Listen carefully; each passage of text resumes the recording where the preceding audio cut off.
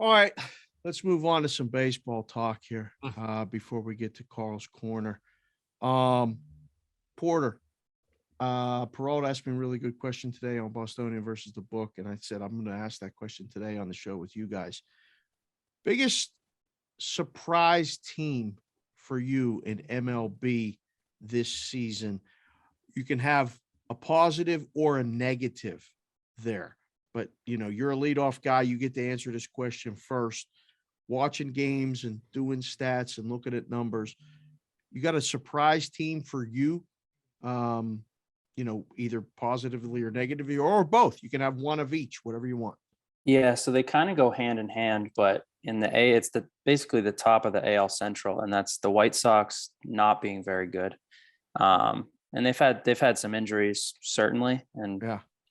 But I think good teams kind of fight through that, and they were, I don't know, minus 175 to win the division before the season started. Yeah. And then you got the Twins, who are playing their asses off and are at the top of the division. So I think both of those are surprises. I figured it would be flipped. I even thought that the Guardians, the newly named Guardians, would be in the mix a little bit, but those two are surprises for me. CH, anything jump off the page to you as far as baseball and surprises? Yeah, and as soon as the Lightning are eliminated, we'll hear a little bit more about it. But I am surprised as hell that the Yankees are running away with this division. I really am. They got 7.5 on Toronto and 8 on Tampa right now, and it makes me nauseous. I'm glad that basketball and hockey are going on, so I don't look at the standings every single day because it makes me sick. They win every damn day. I mean, there's 7 games in a week, sometimes 6, and they go 5-2 or better every single day, every single week. It's incredible.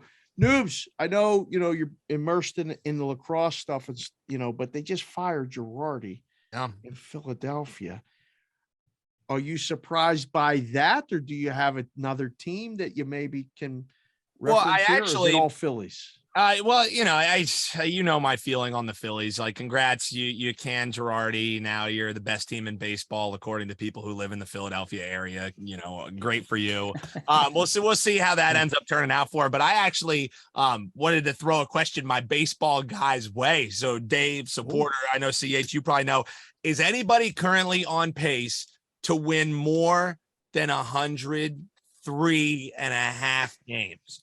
Now, I asked this because maybe I have a little rooting interest. I know that there's a lot of season left, but is somebody going to get to 104 this year? Please say yes, or I might cry. Porter, I'll start with you. You're reading this shit every day. He's looking at the standings right now, doing the math in his head. For the people watching the show, did you see the kid's eyes? He was doing this. It was like the Hangover GIF. He's going down the elevator with the numbers going.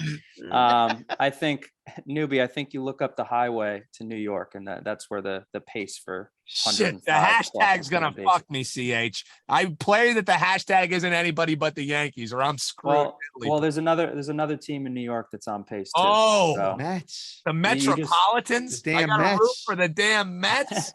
you just look north, and you might find a team that's on pace for that. Let's go Mets. Let's go Mets. Well, that was going to be my surprise team. That's what I told Peralta today on the show. It was the Mets.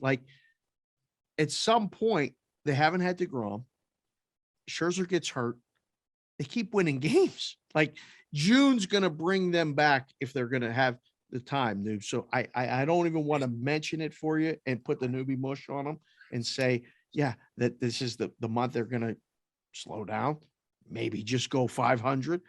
But they just had a 4-game set with the Dodgers that they split. They're in San Diego tonight. And then they have, I forget who after, but it's a hard stretch, 10 games. It's a hard stretch. So a third of the month, they go 500 or better, though. This is going to continue. So that was the first thing that I wanted to ask about. The second thing, Porter, was the baseballs. And if you think there is something going on with the baseballs, because the totals, beginning of the season, people were betting totals. I mean, you could just bet under every game and you were winning easy. You didn't even have to look at the pitching matchups.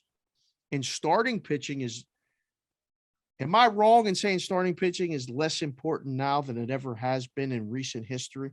Because there's so many like bullpen days, or they only ask them to go through the order maybe 3 times. Am I off base with that?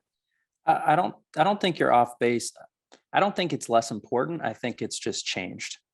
I think obviously the starting pitcher, you want him to be the most effective pitcher of the game because Yes. ideally, if he's doing well, he can keep going. I think now they don't have to rely on them to go as long, so they can kind of Right. focus on being even better for 5 innings, let's say, instead of having to go 7, 8. They can be. It's almost like a 3-inning reliever becoming a closer. They say, hey, you go all out for 1 inning, you strike out all 3 guys, and that's it. They can say, you're not going 7, you're going 4. Give us all you got. Get through the order once, get through the top 3 twice, and leave us in a position to win the game. So I wouldn't say it's less important, but I think that the mechanics or the layout of the pen and usage has changed by like a ton. Okay. I mean, managing the bullpen it always has been a full-time job, but I mean, it is a full-time job now. You have to have, there's so many guys that are in the pen that can throw that gas and can come in and strike out guys for shorter amount of times. So I guess, yeah, it's not that it's less important. It's just, it is different, but I think it's less important to get innings like from a guy because you have other guys that can do it. Would that be fair? Yeah, absolutely. And I think with all the data that people can collect now, and the teams do collect them, if you look at average pitch counts by starting pitchers, I think it's one of the first years that the average is under 100 consistently. Wow. And part of that has to do with the shortened preseason and guys maybe not getting as many innings as in previous years. But I think that they're starting to see, like, after 80 pitches, after 90 pitches, these guys are really fatigued and their performance starts to drop off. That's always been the case, but it hasn't been as quantified in the past. So now that they can kind of point to that and be like, hey, 3rd time through the order, once you hit 75 pitches, opponent slugging percentage is going through the roof. So They don't even have to think about it. They can just say, no, in the past, you've kind of sucked after this point. Doesn't matter how well you've done up until now. That's kind of where it's going. So betting baseball then, and a natural inference from that, and I've heard this on shows and all this stuff. Do you just bet first 5s? If you really want to focus on the pitcher, do you just go the first 5s? Because I mean, 75 pitches is, if you throw 12 pitches an inning, at 60 pitches is 5 innings. And then you have one longer one, you're probably only going 5 innings. Is that one way to attack it? Definitely a way to attack it. I think there's a lot of value in the bullpens. If you can see which bullpens are kind of used up, if you can see which bullpens are strong, which ones are reliable, there's a lot of value on the back half there. But, Yeah. if you're, I mean, I'm looking at the stuff every day. Or you could be like if the people Phillies, like know, Newby's been looking at that bullpen, right, Noobs? And that bullpen Oh. has been bad for years.